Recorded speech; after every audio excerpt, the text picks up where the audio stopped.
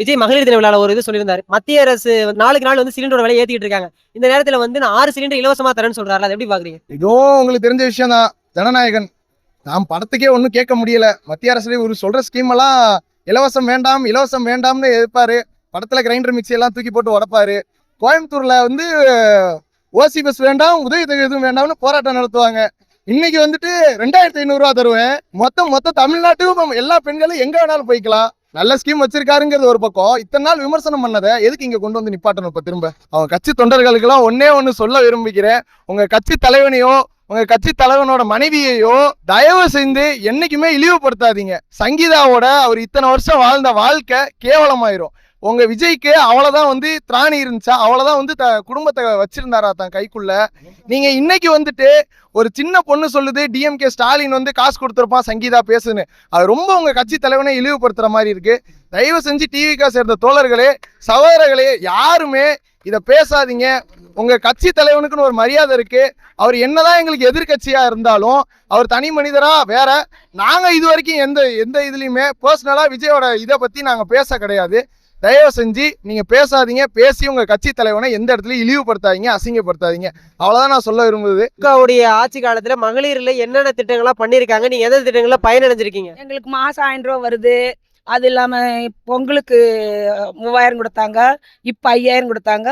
மீண்டும் உன்னை மாசம் கொடுக்குறேன்னு சொல்லியிருக்கிறாங்க. எங்களை நல்லா பார்த்துக்கிறாங்க. நாங்கள் பிறந்தாப்புல எனக்கு 72 ஆச்சு. பிறந்தாப்புல முடிச்சு ஐயாவோட கட்சி தான். அவர் முடிச்சிட்டாரு. இப்போ அவங்க ஸ்டாலினுக்கு போட்டுட்டு இருக்கிறோம். இப்ப இத்தனை வருஷமா நீங்க திமுக இருக்கிறதுக்கான காரணம் என்ன? காரணமா எனக்கு அந்த கட்சி அவருதான் எங்களுக்கு பிடிக்கி. கடல்ல தூக்கி போட்டாலும் நாங்க கட்டுமரமாகவே வருவோம். சுண்ணாம்பு அழைச்சு அப்போவெல்லாம் எழுதிருக்கு. இத்தனை களி வறந்திருக்குது. நான் களி சுண்ணாம்பு வேக வச்சு சிவக்கட்டை போட்டு கொடுத்தா பூசி விட்டுட்டு போவேன். பின்னாடி எங்க பசங்களை கறி நுணுக்கி கருப்பு, காவிக்கெல்லாம் நுணுக்கி சகப்பு எழுதுவோம், வரைவோம். அப்புறம் இந்த கொடி வந்தது, பசகாய்ச்சி கொடுத்தணும். ஒவ்வொரு ஆண்டா பசகாய்ச்சி கொடுத்தேன். அப்புறம் அதெல்லாம் போன விட்டு எனக்கு கல்யாணம் முடிச்சு கொடுத்தாங்க. நான் போய் என் புருஷனும் அந்த கட்சிக்காரன், என் பையனும் அந்த கட்சி. எங்க அப்பா நாங்க குடும்பமே எங்க 2 பொழந்தா கருப்பும் சிகப்பும் தான். இப்ப விஜய்னு ஒருத்தர் வந்துட்டு டிவிகேவுக்கும் டிஎம்கே தான் போட்டிங்கிறாரு. விஜய்க்கு என்ன பதில் சொல்ல போறீங்க? அவனுக்கு இன்னும் உனக்கும் எனக்கு வேணும் வித்தியாசா. உனக்கு என்னடா வெறியே? இந்த உலகத்தையே கட்டி ஆளுது அப்பனும் மகனு கரைச்சு குடிச்சு 3 பேர் இப்ப மகனு முனி வர போறா. அவனால நேற்று பிறந்த டான்ஸ் ஆடிட்டு டிவியில இந்த மாதிரி அவனுக்கு என்ன தெரியும்? ஒரு மண்ணாங்கட்டியும் தெரியாது. அதெல்லாம் அவனை ஏற்றிருக்கிற வயனுங்க. அவனை ஆடுறதை பத்திட்டு அவன் வேசத்தை பத்திட்டு அவனுக்கு போடுறேன்னு சொல்லுவாங்க. எந்த கிணவுக்கு அங்க வேண்டாம், ஸ்டாலின் தான் ஜெயிப்பாரு. அப்புறம் மறுக்கமா இந்த வாட்டி அவர் ஜெயிக்கலின்னா எங்கனால சீர்ணிக்கவே முடியாது. ஆமா, இப்ப வந்து 2026 டிஎம்கே ஜெயிச்சுட்டா 2000 ரூபாய் தரேன்னு சொல்றாங்க. ஆனா விஜய் வந்து 2500 ரூபாய் தரேங்கிறாரு. எங்களுக்கு அது எங்களுக்கு வேண்டியது இல்லை. எங்க ஸ்டாலின் தான் வேணும். மகளிர் உரிமை தொகை வேண்டாம், ஸ்டாலின் வேணும். ஒண்ணுமே உடக்காடி நாங்க கூலி செஞ்சா சோறு உண்டுக்கோ. எங்களுக்கு ஸ்டாலின் தான் வேணும். எதனாலமா? எங்களுக்கு அவர் நல்லா பிடிக்கும் அவங்க அப்பா காலத்துல இருந்து. அதனால ஓபிஎஸ் வந்து திமுக வந்தது வந்து அதிமுகவுக்கு செஞ்ச துரோகம்னு எடப்பாடி சொல்றாரு. அதை எப்படி நீங்க பாக்குறீங்க? அவரு செய்யாத துரோகமா? அதோட இது கம்மிதான். என்ன சொல்றது, இருக்கிறதுல ரொம்ப ரொம்ப துரோகம் செஞ்சவர் நம்ம எடப்பாடி ஐயா தான். அவரை ஃபர்ஸ்ட் என்ன துரோகம் செய்வோம், அவருடைய சின்ன அம்மாவுக்கு அவர் என்னென்ன துரோகம் பண்ணினாரோ அதுதான் ரொம்ப முக்கியமான துரோகம். அது அவரே நல்லா படுத்துக்கிட்டு யோசிக்க சொல்லுங்க, அவருக்கே தெரியும். ஓம் சக்தி பராசக்தி டிஎம்கே ஒரு தீய சக்தின்னு விஜய் சொல்றாருல, அதை எப்படி பாக்குறீங்க? ஓம் சக்தி பராசக்தி திருஷா சித்திய ஃபர்ஸ்ட் அவரை சால்வ் பண்ண சொல்லுங்க. அதுக்கு பிறகு திமுக தீய சக்தியா என்னன்னு சொல்லிட்டு அதுக்கு பிறகு பாத்துக்கலாம்.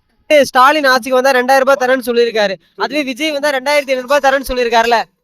ஃபர்ஸ்ட் என்ன 2000 ரூபாய் குடுக்கறேன்னு சொன்னப்ப ஓபிஎஸ் என்ன சொன்னாரு, நீங்க எப்படி குடுப்பீங்க, உங்களால குடுக்க முடியாது அப்படின்னு சொன்னாரு.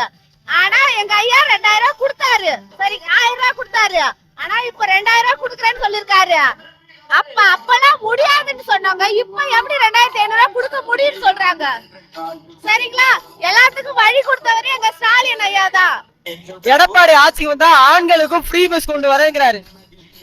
ஆண்கள் என்ன பாருக்கு போறதுக்கு, என்ன ஒயின் ஷாப்புக்கு போறதுக்கு ஃப்ரீ பஸ் கொடுக்கறாரு. அதே எங்க பெண்கள் வந்து வேலைக்கு போறாங்க.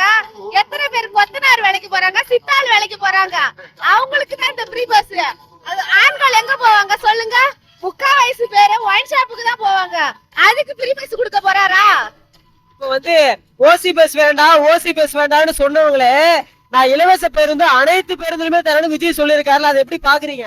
அவங்கன்னா வர முடியாதுன்னு தெரிஞ்சிடுச்சு, அதனால திட்டங்களை அள்ளி விடும். எங்கேயாவது பத்தி ஏறிட்டு.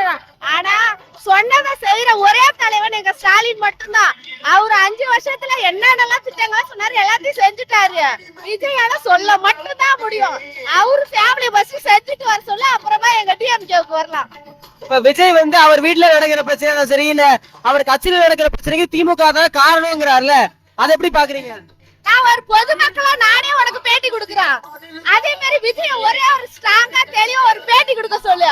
அப்புறமா எங்க ஸ்டாலினை பத்தி பேசுறா. அவரு எத்தனை வருஷமா திமுக இருக்கீங்க? நானா 1957 இருக்கேன். அறிஞர் அண்ணா கூட்டத்தை 2 தடவை பார்த்திருக்கேன். பொடி போடுவாரு, போட்டது நம்மளால கண்டுபிடிக்க முடியாது. அவங்க நல்ல சலுகை செஞ்சுக்கிட்டு வராங்க. மேலும் மேலும் குடும்ப ஆட்சின்னு சொல்லி என்ன பயனு? அதை சொல்லவே கூடாது. நான் சொல்லுவோம் குடும்ப ஆட்சி என்ன குடும்ப ஆட்சி? பிள்ளைகளா முன்னேற்றம் பார்ப்போம். நீங்க என் பிள்ளையா இருந்தா நான் உங்களை முன்னேற்றம் பார்ப்பேன்.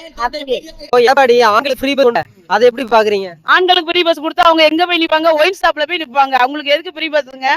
பெண்களுக்கு யூஸ் ஆகும். ஆண்களுக்கு ஃப்ரீ பஸ் கொடுத்தா கண்டிப்பா அவங்க ஒயின் ஷாப்புக்கு தான் போவாங்க. அந்த ஃப்ரீ பஸ்ல நாங்க எங்களுக்கு வயசு என்ன ஆகுதுமா? வயசு 63. எங்க குடும்பமே திமுக தான். ஸ்டாலின் ஒரு தடவை நேர்ல பார்த்தா அவர்கிட்ட பேசணும். பாக்குறதுக்கு வாய்ப்பு கிடைச்சா அவர்கிட்ட என்ன சொல்லுவீங்க? அவர்கிட்ட நான் தனியா பேசணும். ஒரு 2 நிமிஷம் பேசணும் அவர்கிட்ட. என்ன பேசுவீங்க? நான் என்ன பேசணும் கேட்பேன். பேசணும் பர்சனலா 2 வார்த்தை பேசணும் அவர்கிட்ட. அவர்கிட்ட பேசணும். எனக்கு உதவித்தொகை பணம் வேணும். அது வந்து இந்த குடுக்குற பணம் எல்லாம் எனக்கு வேணாம். அவர் சொந்த பணத்துல எனக்கு உதவி படுத்தணும், கொஞ்சமாவது வேணும். அவ்வளவுதான் கேட்பான். ஒரு 1000 ரூபாய் வாங்கினா கூட ஓகே. போதும், 5 ரூபா வாங்கினாலும் போதும். 85 வயசு ஆகுது. எத்தனை வருஷமா திமுகல இருக்கீங்க? நான் 5 வயசு பையனா இருக்கும் போதுல இருந்தே திமுகவில் இருக்கேன். 1958 இருந்து திமுகவில் இருக்கேன். எனக்கு எல்லா அமைச்சரையும் தெரியும், எல்லா பிரதமரையும் தெரியும். நான் பார்க்காத பிரதமரே இல்லை. நேரு காலத்துல இருந்து எல்லாரையும் பார்த்தவன். சின்ன வயசுல இருந்தே கட்சி. எடப்பாடிங்கிற ஒருத்தர் அரசியல்லே இருக்க மாட்டாரு. ஏன்னா கண்டிப்பா திராவிட முன்னேற்ற கழகம் 200க்கு மேல வெல்லுங்கிறது 1 கோடி இஸ்லாமிய மக்களின் லட்சிய நம்பிக்கை நாயகரா அவர் இன்னைக்கு இருந்துட்டு இருக்காரு. நாங்க நோன்பு வச்சுட்டு இந்த இடத்துல நிக்கிறோம்டா, அது தளபதிக்காக மட்டும்தான் நிக்கிறோம். ஒரே தளபதி தான் தமிழ்நாட்டுல, அவரு ஸ்டாலின் தான். அவரு மட்டும்தான் எங்களுக்கு இஸ்லாமிய மக்களுக்கும் சரி தமிழ்நாட்டு மக்களுக்கும் சரி ஒரே தளபதி தான். ஓம் சக்தி பராசக்தி, விஜய்க்கு திரிசா தான் சக்தி. இதுதான் தமிழ்நாட்டுல இன்னைக்கு நடந்துட்டு இருக்கு. அவரு செய்யற அத்தனையும் தமிழ்நாட்டு மக்கள் பார்த்துட்டு இருக்காங்க. கண்டிப்பா வாக்கு அளிக்க மாட்டாங்க. இதுதான் உண்மையான ஒரு நிலைமை. இளைஞர்களுக்கு மத்தியில இப்போ திரிசாவை கொண்டு ஒரு மேடையில நிறுத்திருக்காங்க. அது கண்டிப்பா எல்லாம் பார்த்தாங்க. அந்த பார்வை மக்கள் இடத்துல ஓட்டு வங்கியில பதில் அளிக்கும். ஸ்டாலின் மட்டுமே வெல்வாருங்கிறது இது முழுசா தமிழ்நாடு சாத்தியப்படுத்தும். இப்ப விஜய் ஒரு மேடையில அந்த அளவுக்கு அது ஒர்த்து இல்லைன்னு சொல்லியிருக்காரு. எதை ஒர்த்து இல்லைன்னு சொல்றாரு? அதாவது அவரு ஒர்த்து இல்ல. ஏன்னு சொன்னா அவர் மனைவியே அவரால காப்பாற்ற முடியல. முதல்ல அவரோட சொந்த மனைவிய காப்பாற்றணும், அப்புறமா தமிழக மக்களோட எல்லா மக்களையும் அப்புறம் காப்பாற்ற களம் வரட்டும். அவரோட சொந்த மனைவியை காப்பாற்ற முடியாதவர் அடுத்து ஒரு மகளிர் அணிய காப்பாற்ற சாத்தியமே கிடையாது. மகளிர் தினத்தன்னைக்கு மோடி அவர்கள் கேஸ் விலை உயர்த்துறாரு. எடப்பாடி கூட்டணியில் தான் இருக்கிறார் மோடி. ஆனா அது என்ன நியாயம்? மக்கள் புரிஞ்சு ஓட்டு போடுவாங்களா? மக்கள் இதெல்லாம் எதிர்ப்படையானது. ஆனா இவங்களுக்கு யாரும் ஓட்டு போட மாட்டாங்க. இதெல்லாம் சுயநலம். ஸ்டாலின் தான் வருவாரு.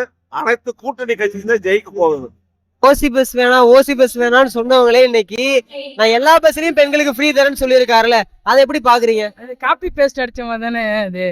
2000 நாங்க தரணும், 2500 அவரு தரேங்கிறாரு. எல்லாமே எங்களை பார்த்து காப்பி அடிச்சா அப்புறம் அவர் எதுக்கு கட்சி நடத்தணும்?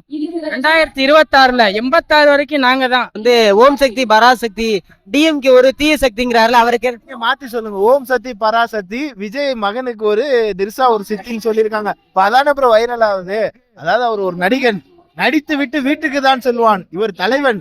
தலைவன் மக்களுக்காக வீட்டில் இருந்து புறப்பட்டான். முதல்ல டிவிக்கு காணா போவாரு ப்ரோ. இங்க போனாலும் அவர் போயிடுவாரு. இப்பயே அவர் காணா போயிட்டாரு. திரிசானால அவர் காணா போயிட்டாரு. எடப்பாடியார் அவரு வேண்டாம் ப்ரோ. அவரு எப்படின்னே தெரியல. விஜய் வந்து ஒரு மகளிர் தின விழா மேடையில வந்து ஏதோ ஒருத்தர் இல்லைன்னாருல, எதோ ஒருத்தர் இல்லைங்கிறாரு. அவர் பொண்டாட்டி அங்க இது இல்லையா ப்ரோ? அவருக்கு அவங்க பொண்டாட்டியே சப்போர்ட் பண்ணாதானே ப்ரோ மகளிர் மாநாடு எல்லாம் நடத்த முடியும். எதுவுமே இல்லாம எப்படி நடத்த முடியும் சொல்லுங்க? இல்ல எங்களே சொல்றாங்க. அதாவது அந்த தற்கொலை கட்சியில் இருக்கிற பெண்களே வந்து தவறா பெண்களை பத்தியே தவறா பேசுறாங்க. இது தமிழ்நாடு கலாச்சாரம் எங்க போகுதுன்னே தெரியல. பெண்கள் வந்து ஒரு பெண்களையே குற்றம் சொல்ற மாதிரி இருக்குது. இப்போ கூட ஒர்க் இல்லைன்னு சொல்லி ஒரு செய்தி போயிட்டு இருக்குது. அது என்ன ஒர்க் இல்லை? சங்கீதா கிட்ட கிட்டத்தட்ட 20-25 வருஷம் வாழ்க்கை நடத்திவிட்டு 2 குழந்தைங்களையும் பெற்றுவிட்டு அந்த பெண்ணு ஒர்க் இல்லைன்னு சொல்லும்போது கூட இருக்கிற பெண்கள் கைத்தட்டி ஆரவாரம் பண்றாங்க. அது என்ன அர்த்தம்னு அவங்களுக்கு தெரியல. அவர் சொல்றாரு பொது மேடையில் ஏறிட்டு ஒர்க் இல்லைன்னு சொன்னா அது என்ன அர்த்தம்? இப்போ வந்து 2026ல வந்து அதிகப்படியான ஓட்டை விஜய் பிரிப்பாருன்னு சொல்றாங்களே, அது சாத்தியமா? வாய்ப்பு இல்லை. ஒரு குறைஞ்சபட்சமா ஒரு தொகுதிக்கு ஒரு 1500 2000 ஓட்டுக்கு மேலே விஜய்க்கு வர்றதுக்கு வாய்ப்பே இல்லை. என்னுடைய அனுபவத்தில், என்னுடைய அரசியல் அனுபவத்தில் இது வரைக்கும் விஜய் போய் போட்டுக்கிற மீட்டிங் எல்லாமே பார்த்தாச்சு. ஒரு தொகுதிக்கு 1500 2000 ஓட்டு மட்டுமே கிடைக்கும். இதை வந்து அவங்க பெருசாக பில்டப் பண்ணிட்டு இருக்காங்க. இது வரைக்கும் எத்தனையோ எம்ஜிஆர் வந்தார், ஜெயலலிதா வந்தாங்க, எல்லாம் வந்திருக்காங்க. ஆனால் மக்களுக்கு ஒன்றும் பெருசாக செய்யலை. திமுக வந்து இந்த மொழி பற்றி எனக்கு ரொம்ப பிடிக்கும். பெரியார் கொள்கை இதெல்லாம் எங்களுக்கு நிறைய தெளிவாக தெரியும். இப்போ கூட சமீபத்தில் எடப்பாடியார் மோடி வந்தப்போ பெரியார் கட்டை விட்டு எடுக்கிறாங்க. அதுக்கு எடப்பாடியார் இப்போ எதிர்ப்பே தெரிவிக்கல. அவரெல்லாம் வந்து ஒரு அடிமையாக கட்சி நடத்திட்டு இருக்காரு.